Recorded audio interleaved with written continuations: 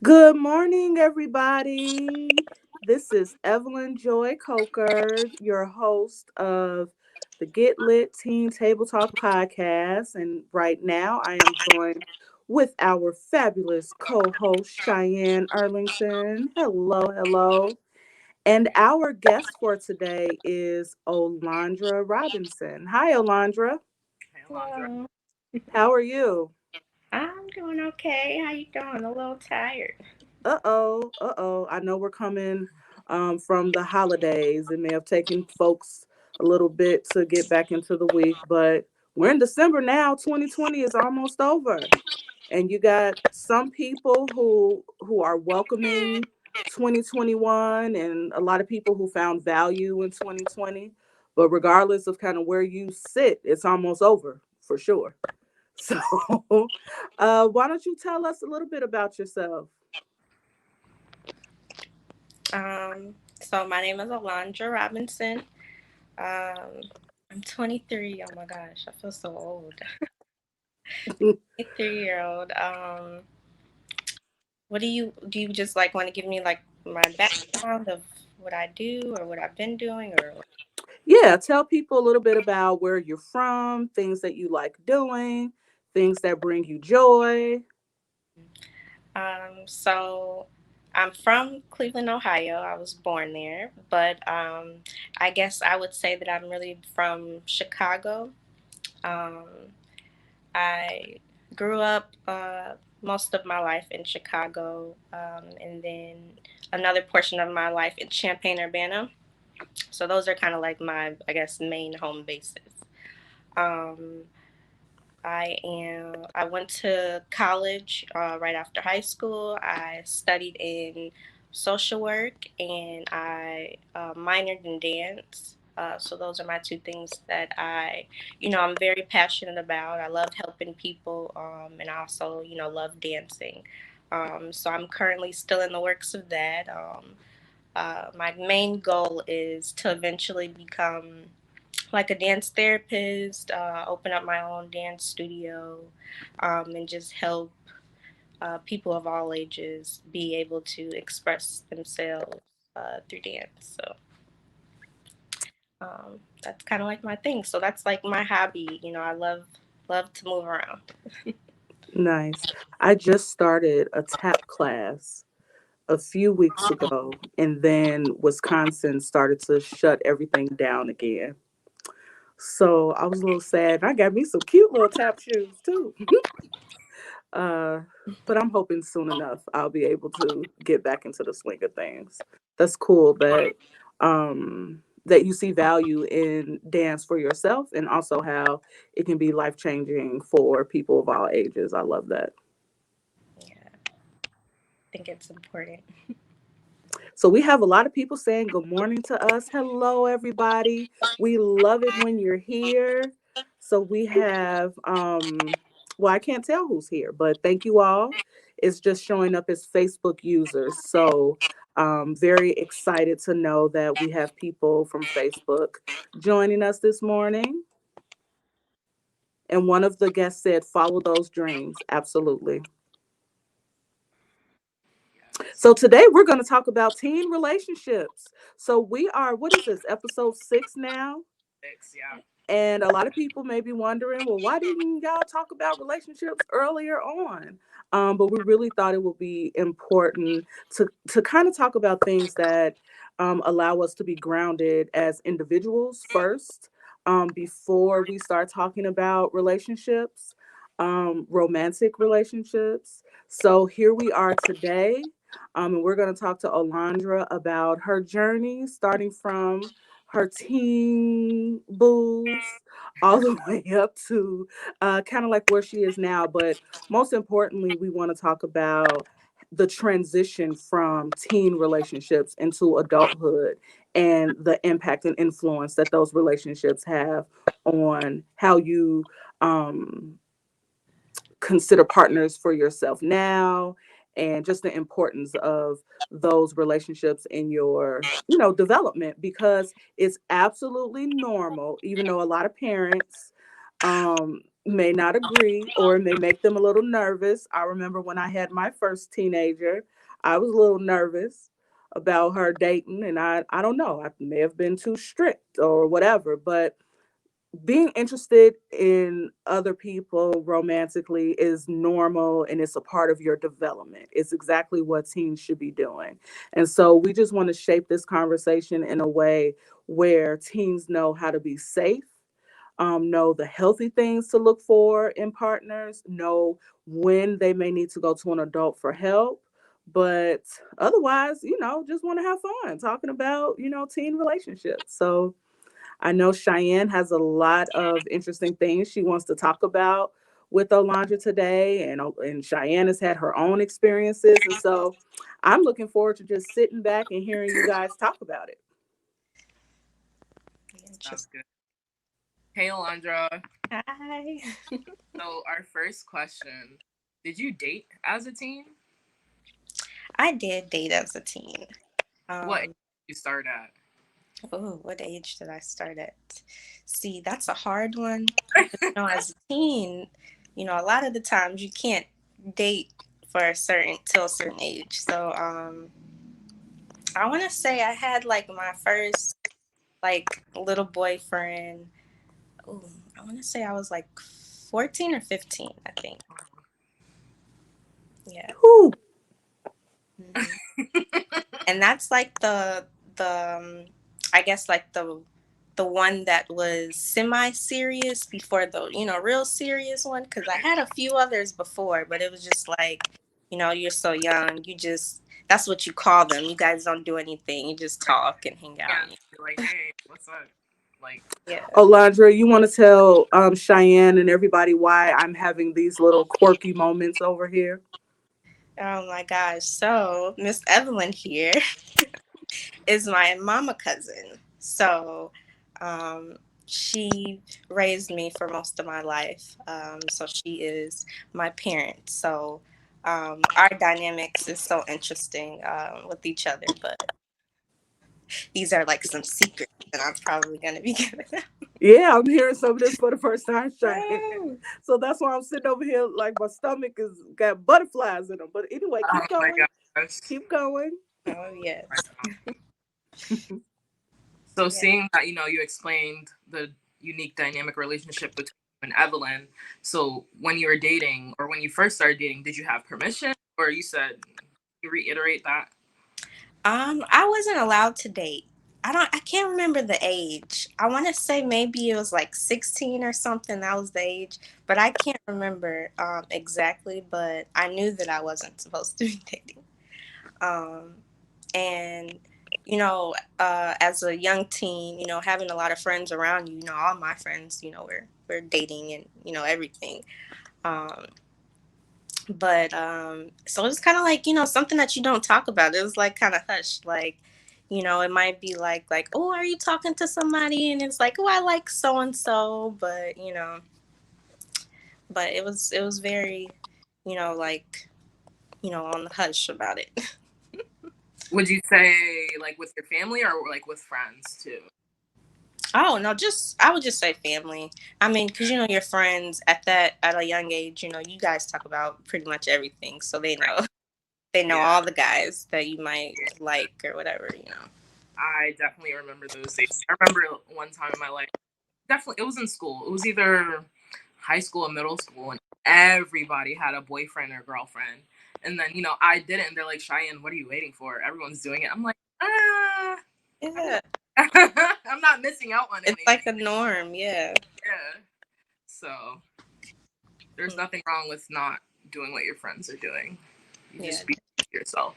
So, did you feel comfortable, or when you found the courage to, did you feel comfortable talking to your mom and your dad about your relationship? I want to say eventually I did. Maybe you can chime in some here, Miss Evelyn. I don't remember you talking about, like, I don't remember anybody before. Oh, one thing, we're not going to say names, but before the person that you met at Gary Comer, Mhm. I don't remember anybody before him, like in the moment, or you really even talking about. And so that's what makes me wonder, if I was just too strict, too unrealistic. At that time I'm young. I'm not thinking about your development. I'm thinking about all of the things that I went through as a teenager and my little relationship, and me not wanting you to go through those things. So when Cheyenne just asked you about the age, what age did we say? I'm thinking in my head, I probably said something like 27 because I wanted you to live life and not, because all of high school, I had the same boyfriend. And I know how much that relationship, it kind of governed my life. You know what I'm saying? And as much as it taught me so much about, life, relationships, and love, I just feel that young people limit themselves when they get into serious relationships. And I didn't want that to happen to you. Mhm. So I guess I was too strict and unrealistic. Yeah. And I think that's just prior knowledge of being through it and, know. Because, from a young teen, you don't look at, situations like that. Like, how is this going to, take hold of my life and, change it? I think for me, though, is what was unique about my first relationship that I did have was it was a long distance relationship. So, I'm saying I think I'm like 14 or 15 at the time. Um, we were, before living in Champaign, but, after we moved back to Chicago is when I started my first relationship and it was long distance. So that was another dynamic, as a teen. Like, how can you, have a serious relationship at this young age, and not only that, but a long distance one. So I think for me, it was almost like hard to do because it's like you're taking a teen and you're trying to do these adult things. These grown up things. Yeah. Um, yeah, so it's kind of like you're not really familiar with what to do yet. hmm We have a comment here. It's tough as a parent. We know from experience and want to protect our children. Absolutely. Absolutely. And the way we do that sometimes can, cause conflict between yourself and your child, because where they are in their development, they're not thinking about your experience and you trying to protect them. They're thinking about how you're trying to ruin their life and you're being Yeah. all up in their business and you don't want them to live and all of these other things. And so thank you for that comment. That's absolutely true. So talking, I don't even know what I'm saying. Sorry. Okay, so reeling the conversation back to boys. Alondra, were you more comfortable talking to your friends about it, or like would you go to Evelyn from time to time, or not at all? Well, I do remember talking about the first boyfriend that I have. Um, and I'm really trying to think. I know that I probably told one of my brothers, but I really think that I had a conversation with Jackie about it. And that's, one of my other cousins who is older than me.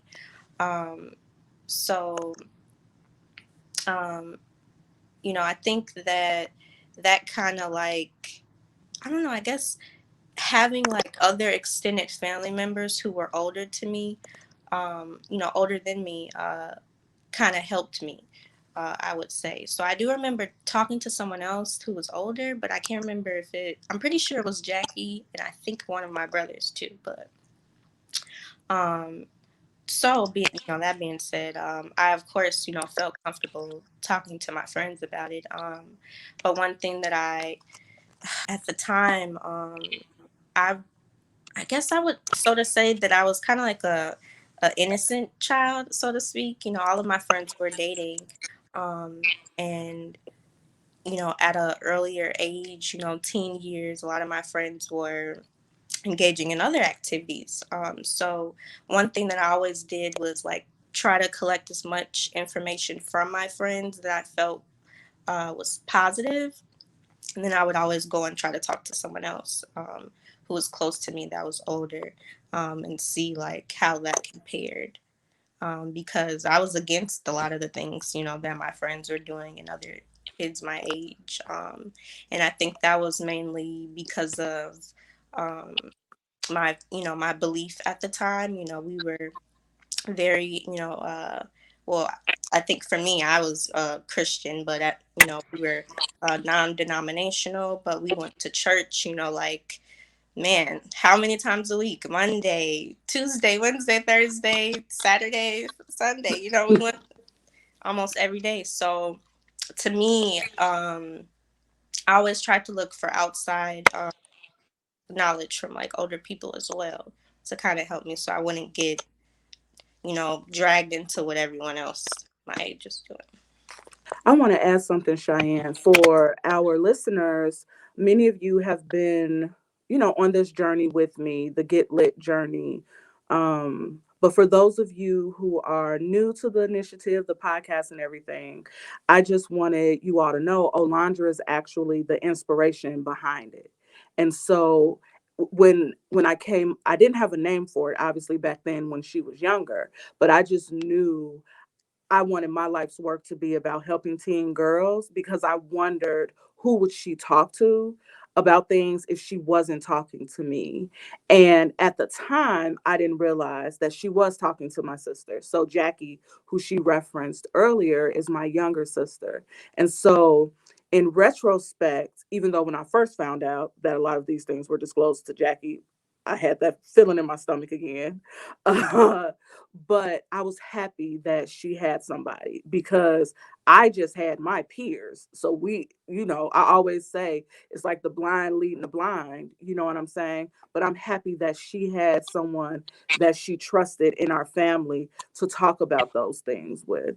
And so I wanted, everybody to kind of know where Get Lit came from. It came from Olandra and how important I felt it was to make sure that girls had a trusted adult. So when I'm talking about trusted adults and things like that, that's exactly what I mean. And I'm proud that Olandra was able to play that out in her life without us even talking about it as I was learning how to be a parent myself. Someone mentioned earlier, that Olandra and I we grew up together in a sense. Yes, she was 8. Yes, I was 20 something, but I was essentially, a baby myself and inherited these humans, that were already packaged with their own experiences, personalities, and everything that I had to figure out how to navigate parenthood myself.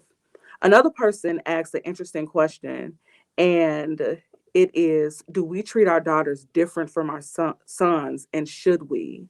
And as a parent now, so I often joke and say I'm on my second set of kids now.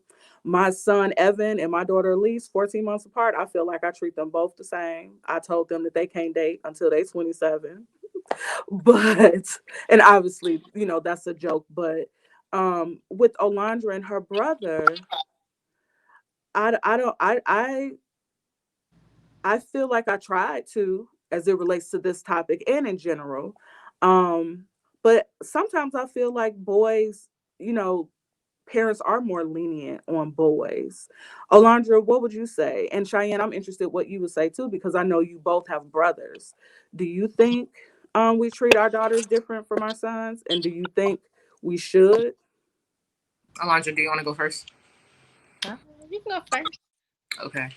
Well, growing up in my Caribbean household, there's definitely a difference, and I seen the difference, and it was quite unfair at times, and even in a broad spectrum of things, not only relationships, like housework, cooking, cleaning, who gets to hang out with whoever, who gets walk by themselves, or all sorts of things. So I definitely think that there was a difference in how I was treated as compared to my younger brother, or like my brothers.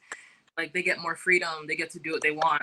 you know you as a woman or a young girl, you got to stay home, you have to watch what you wear, you can't wear certain shorts, just a whole variety of things that would just get my young self upset. And I knew that it was wrong, but at the time, living in your parents' house, living in your mother's house, you can't really say anything. Hmm. Yeah, I think I think unknowingly a lot of times parents do kind of treat the daughters different from the sons. One thing that I can say between me and one of my brother was he got to do more, and of course I think that was an age difference. He was older, so he could go and hang out in different areas that I may have not been able to yet. um, but I think overall, just yeah, just like him being able to go farther down the street, walk around or whatever, versus me walking down the street. There's like people coming outside like, Alondra, like, don't go that far, like, come back, like. So I definitely think unknowingly there's differences. You want to I guess, like, hold your daughters more. You want to support them more, versus it's like your sons is like from a young age you train them to be stronger. And it's almost like I feel like it's like a you want you know everyone to have like a sense of just, I don't know, I guess I don't know what the word is. I don't know. Do you think you could help me? Like, it's Like like, independence or like I guess, so to speak. It's just like I feel like with women, we have more female help versus men. It's like a lot of the time it's that father that they have, or that mother that's being that father for that son. So it's like it's not as many, I guess, male role models, you know, for a lot of sons. So I think a lot of the times the mothers not intentionally treat the children different, but maybe it's just certain things that they don't know, how to teach their sons, because they're not, so I think a lot of the times it's not an intentional thing. It's just like a lack of, knowledge. Does that kind of This make sense? this is really interesting to me because as I started Get Lit and I, did focus groups, I talked to almost 100 girls, and in every focus group, the girls talked about feeling like they were treated different than their brothers. And it was multiple cultures. Like, I wasn't just talking to black girls. And so I think as a society, things are very much genderized. I don't know if I just made that word up or not, but and so you can start to think about how so much of you know how we function in the world is based off of sexism, even. You know what I mean? But I can say, as a parent now, where I am now, I know I worry about my son and my daughters just as much, but for different reasons. Like, I have to constantly remind my son, you are a black boy, you will be a black man, and there are things that come along with that. And so I'm trying to be intentional about teaching him. And so I have fear related to him being a black boy, but then I also have fear for my daughters. So I think what you said is right, Alondra, that, parents, you know, may not consciously do it, but our fears kind of play out. Our fears and our experiences, and also how we were raised, all of that contributes to how we parent, and could have something to do with why some parents treat their sons and their daughters differently. I can say that when you talk about treating them differently, and the impact that can have on them emotionally and their perception of your love for them and things like that, you know, that can be dangerous. Um, and so parents should be intentional, and I think open with their children and talking to them maybe about their approaches and things like that, so they can understand, no, I love you all equally, but the way I engage you or treat you may be different based off of what I feel like your needs are and your personality differences are. So I thought that, could be important for um other young It's people to hear. perception too. But we have a question. My daughter is 11, soon to be 12. How do you all suggest talking to her about boyfriends and a realistic time frame she can date? What are some consequences you think I could put in place if she doesn't adhere to the rules?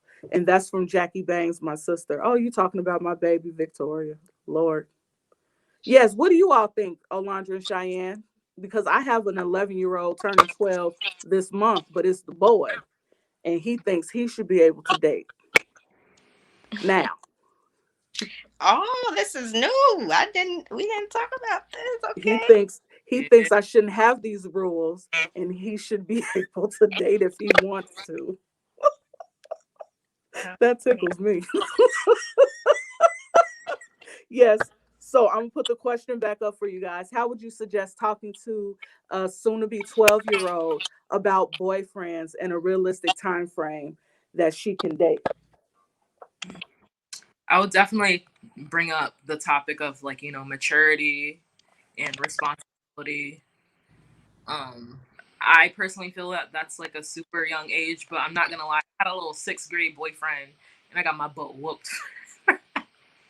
Oh, but it was bad. Anyways, I think that's like super young, but you can probably be like, you can date when you're a little older, but you have to date under these guidelines. You got to be home by a certain time.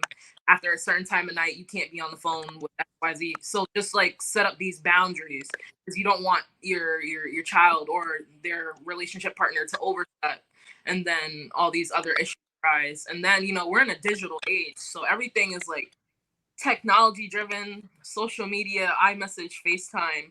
So I would then like warn her about that, and the son too, just to be responsible. Don't send inappropriate images of yourself no matter who's asking for it. Because you don't know what the receiver is going to do with that. And that can lead to a whole nother issue within itself. And if you don't adhere to mama's rules, you get your phone taken away. Simple as that. Mm-hmm. Alondra? I think it's important that you said that too because um this is a digital age. So it's scary, at that age that those conversations do need to be had. Like you cannot, send images of your body to anyone over the internet. And how can that affect you later on in life or, even right now? But I think as parents, no matter how young your kids are, I think the earlier the better.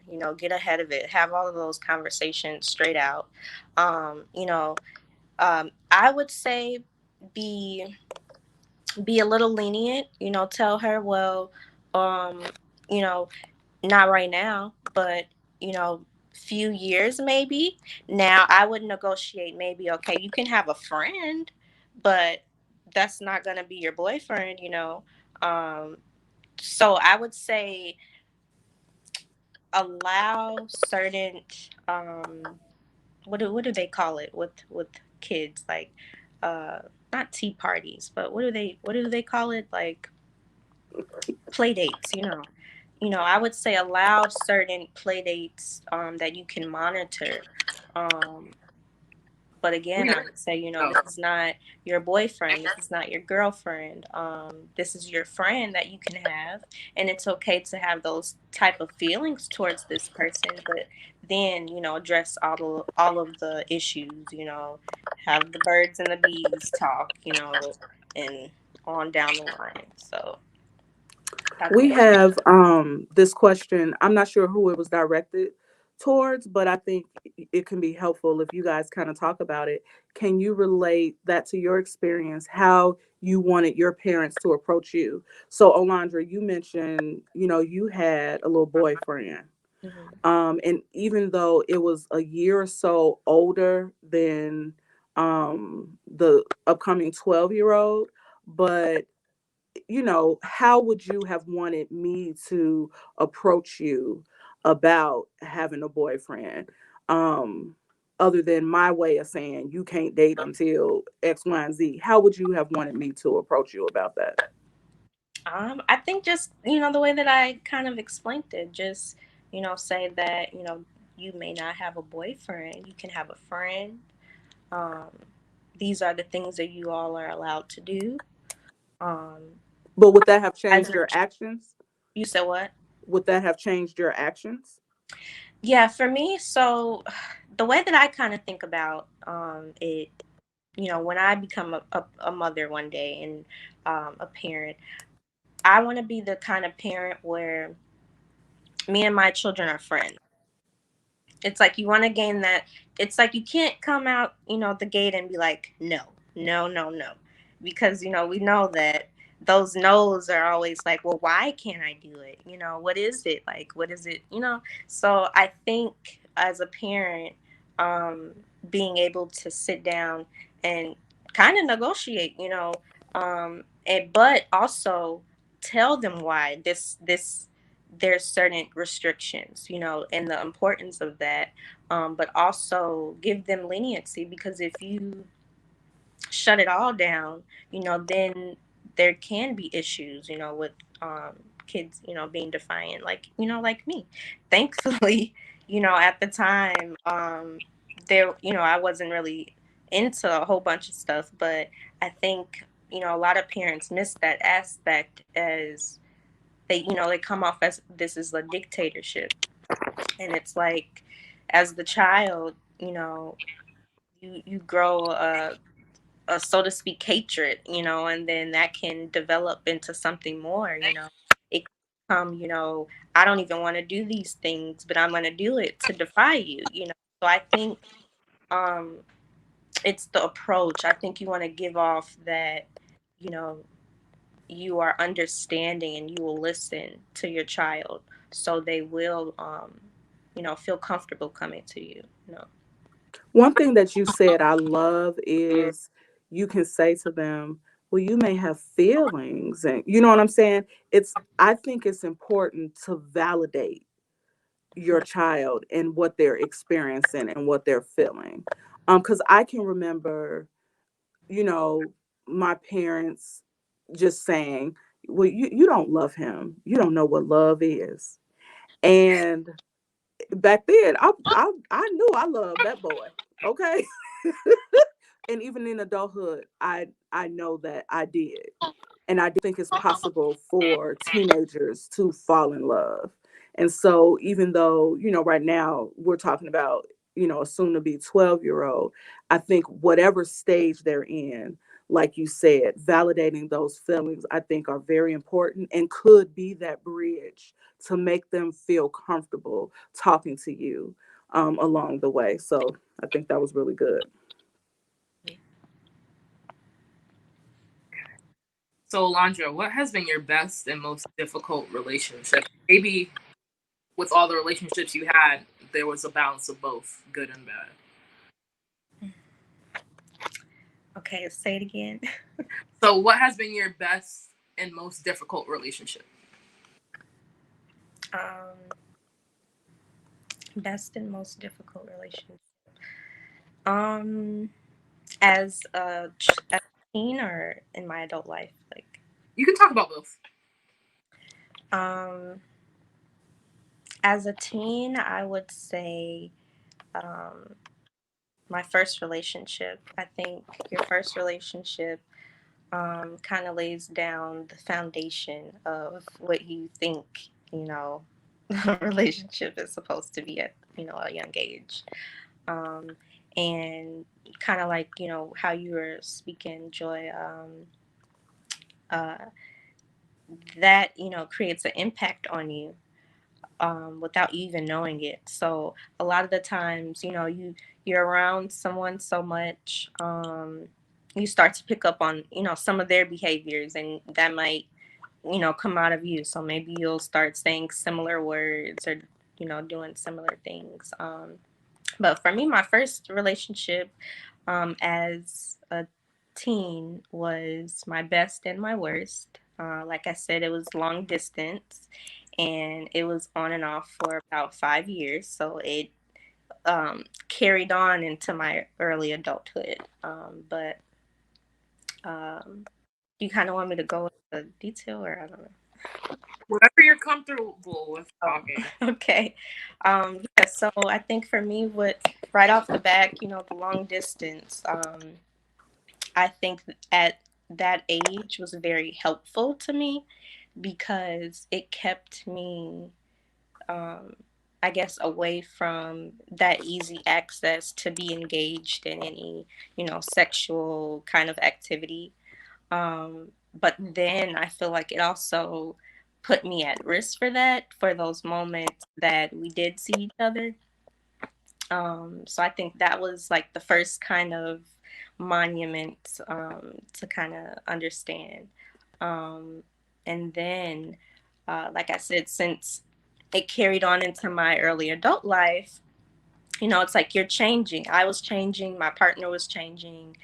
We had so much distance, so that at this point, you're entering middle school, high school, and then, almost out of high school. So for me, it was bittersweet. It was, like your high school sweetheart. I've known this person. They're my best friend. We tell each other everything, um, and we trusted each other so much. And it's like you cherish um, that first person so much, because it's so new and fresh. So it was very like I don't know, it was like split, I guess. It was very good and bad. Towards the end of that situation, the person I was dating happened to have kids, with someone else during that time. So that kind of ended that, relationship and changed it. And that also changed me, as a young adult, having to face those things and not really being familiar with why, and then internalize and say, is it because of me? Like, what did I do? What did I not do right? Am I not good enough? you know One thing that was um real for me was complexion. The person that I was dating, they stepped out of our relationship with someone who was lighter than me. And I guess, I've always had like those kind of, moments in there. Even as a kid, I used to would get taunted about, being at certain schools here in Chicago. Oh, I was too light, or, I didn't fit in. And then it's like at my schools in Champaign Urbana, I was the only black girl. So I think that played a big part in like as far as how I internalized myself at the time. I thought like, man, like like maybe I'm just not pretty enough. And at that age it's like, I mean, that's clearly not, what's happening, but it's like that's what you're internalizing. Uh, so yeah, that was a big one for me.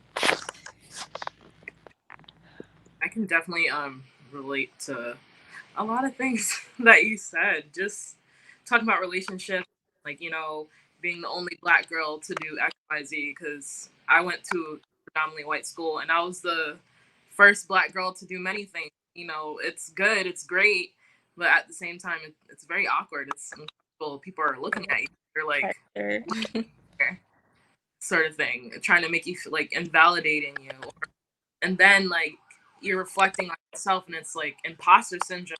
Am I supposed to be doing this? Do I have a seat at the table? When actually you do. And when they don't want to give you a chair, you make your own table and you pull up your own chair. So Hmm. I love that. So sorry, the ambulance is passing by my house. So what do you think teens now experience while dating that you didn't deal with growing up as a teen? Can you say that one more time? Yeah. What do you think teens now experience with dating that you didn't experience when you were growing up? Again, this technology.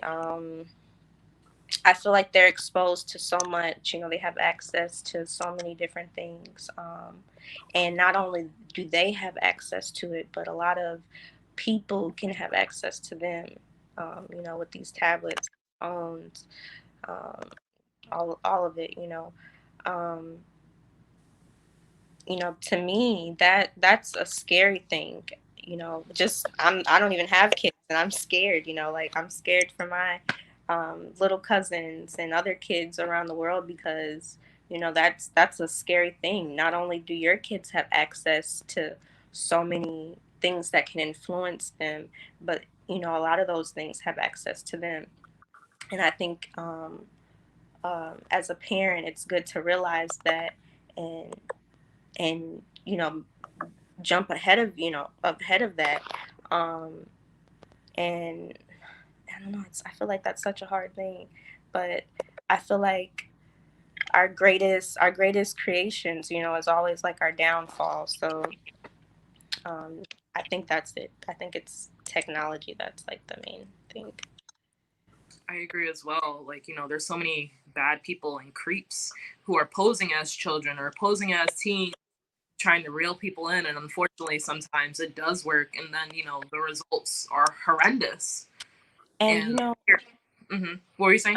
sorry, I was gonna say, something that I learned about too, like within the past few weeks, is that even our cell phones, like I happened to come across a video on YouTube of these guys were talking about the settings in your phone, and how a lot of uh, social media apps have access to certain data from your phone, and that's how they can program certain ads or something. Because I was almost like, am I going crazy? I would be talking about a certain gadget or something, and it pops up on your phone.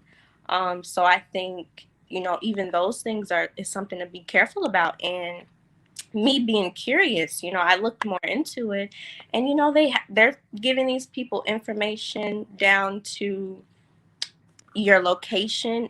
Like certain apps can have access to your location, so I would say go through those settings in your kids' phones. Make sure all of those locations are turned off. Make sure all of their shared data is turned off because you know the stuff that I saw in my history, like it had history of where I had been and the places that I visit the most, down to the second I was sitting here, like it knew where.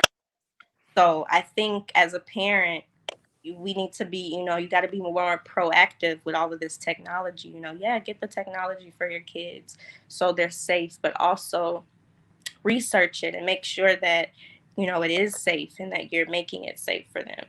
Um, but yeah, definitely look into those settings of your children's phones. This is a really great question from Reggie. I haven't heard anyone talk about dads. What guidance do you seek from your fathers? Hmm.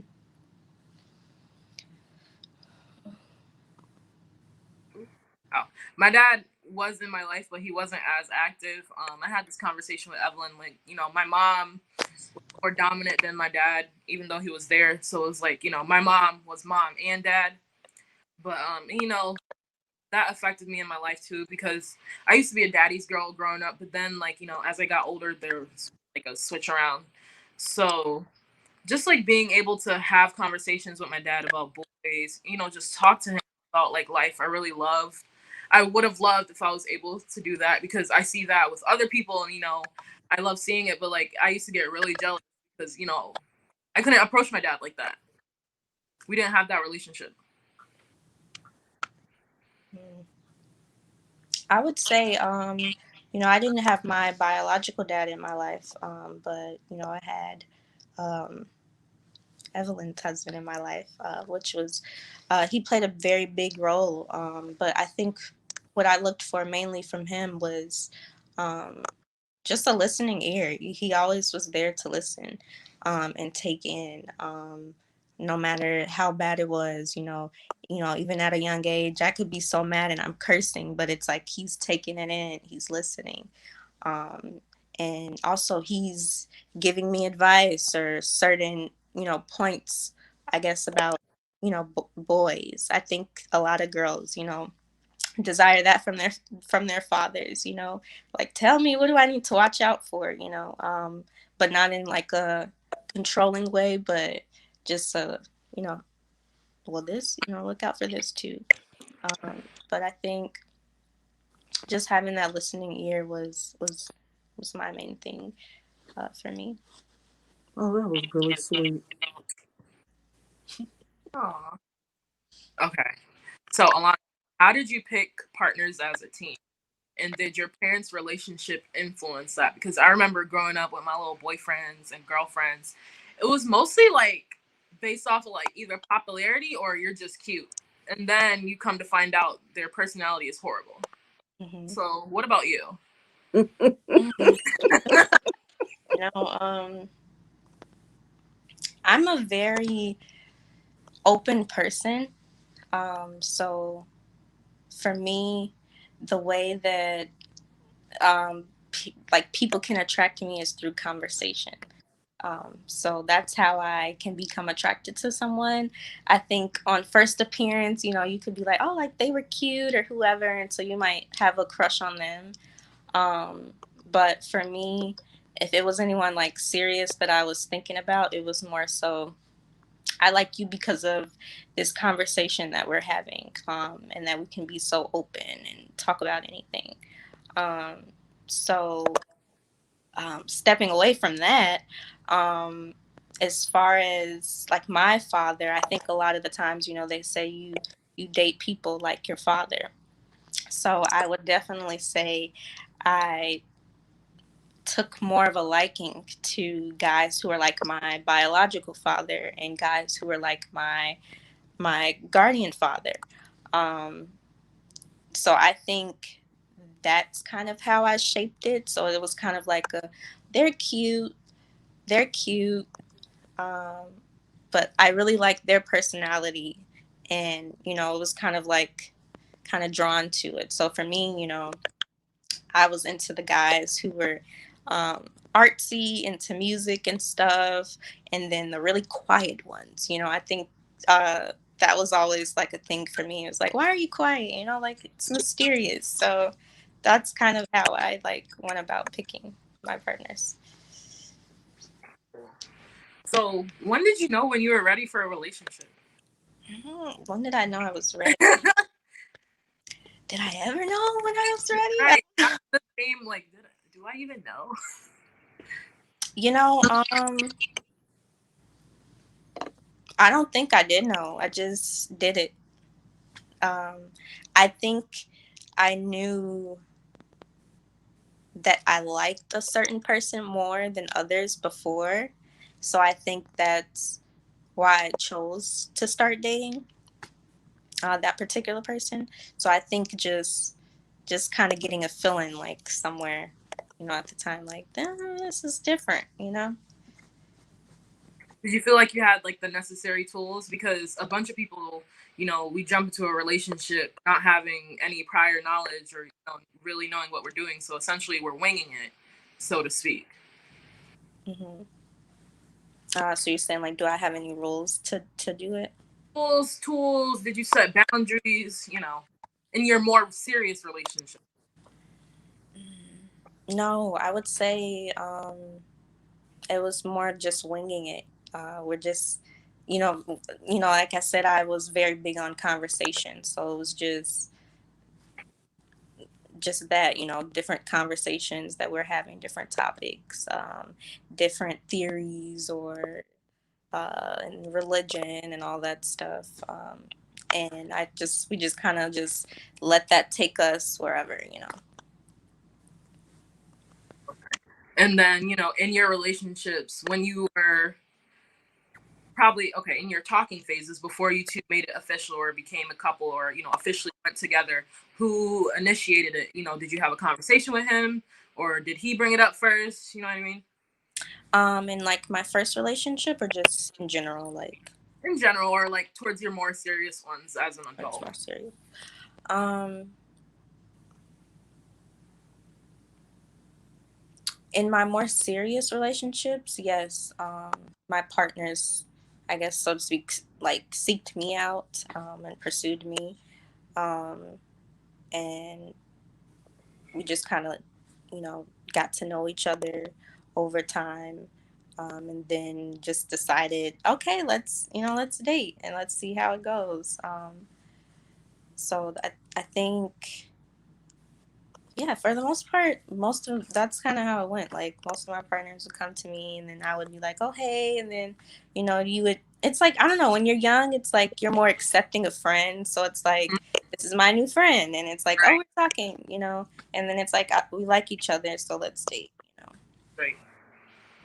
So I have a question for you guys. Hmm. We've kind of talked about, what kind of leads us into relationships, some of the good and, not so good parts of relationships.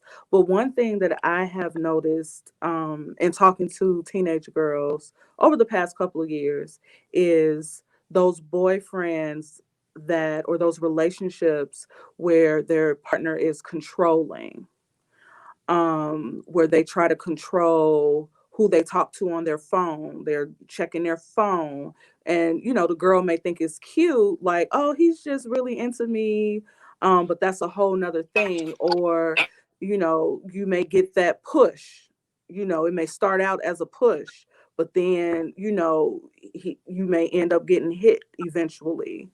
And so it was just very surprising for me to hear that, even teens experience intimate partner violence.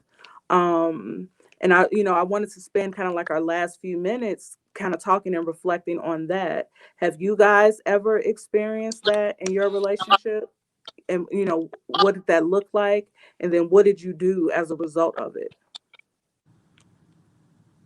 Um, I think over the years, like I've experienced controlling partners. Um, as a teen, though, I wouldn't say I've never had any partner in my teen years get physical. Um, but controlling, yes. I remember one example. I don't know if you remember, Joy. I wanted a tattoo, and my partner was just as much of a Christian as I was, but he was against it. He was like, "No, you can't do it. That's it. I'm gonna be done." So I think at a young age, that controlling aspect can be difficult to comprehend or even realize, for sure. Um, So, one thing about intimate partner violence, which some people also call domestic violence too, it can be kind of like that psychological aggression. So, like that controlling nature, that manipulation, things like that. But it could also be economic, the person exploiting you for money. It can also be physical. It can also be sexual, being made to have sex when you don't want to. So, the reason why I'm making a point to kind of bring up the different aspects of it is because a lot of girls, for example, last year I talked to a girl who did not feel like the boyfriend telling her what to do on her phone and isolating her from her family, like she didn't understand that that was intimate partner violence. So many things that we may see, that we may think, is actually normal, may not be, but any of those things. So Cheyenne, have you experienced any of the things that I mentioned that you feel comfortable talking about? Yeah. I remember, I'm a curvy girl. So whatever I wear, you gonna see the curves, you're gonna see my backside. So I remember it was the summertime and I had on a pair of shorts. And my boyfriend at the time, he was like, "Don't ever wear those shorts again outside." I'm like, it's hot, it's summertime. And then I remember in high school, I was in a situationship, not a relationship, but a situationship. And I went to a pool party and I posted a picture of myself in my bathing suit in the bathroom. And the person who I was, in the situationship with was so upset. He was like, "Take it down now. What are you doing? You're showing off your body." And like, it made me so upset. And that right there is abusive. Hmm. I had another question, but my attention went to, oh, have either of you ever been the aggressor in a relationship, whether it was physically, emotionally, or something like that? I would say to a certain extent, yeah, because sometimes I get like super jealous. So like in my past relationships, my either boyfriend or girlfriend would be like, "Oh, I got invited to a party," and I'm like, "You're not going anywhere," because it's like I wouldn't trust them if we weren't together. So that was a whole issue I had to resolve within myself, to learn how to trust someone when we're not together, and know that they're going to do the right thing when I'm not there. Mm. Mm. What about you, Alondra? In my teen years, I wouldn't say that I was, but that's I don't know. I guess that's just my point of view. Maybe from outside looking in, it's a different way. I would say that I was more so the victim at that age, but in my adult years, yes, I have been um, having controlling aspects of an aggression and physical at times. And but I think I think a lot of the times, well, I think most of the time, having those different relationships from, that early age all the way up until adulthood, um, each relationship, you're taking something different from that partner. And a lot of the times you can take on qualities of that person as well, without even realizing it, and giving it out. So I think for me, that was kind of my situation. I took on a lot of qualities in my adult relationships. Mm. I think we need to come back with a part two. What do you guys think? We have a lot more to unpack here. Yeah, I agree. Yeah, a part So, two wouldn't hurt.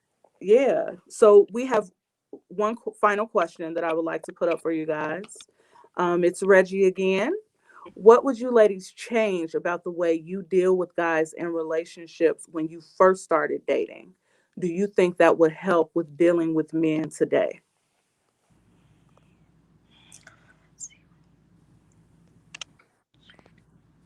What would I When we change? first started dating as a teen, Yeah.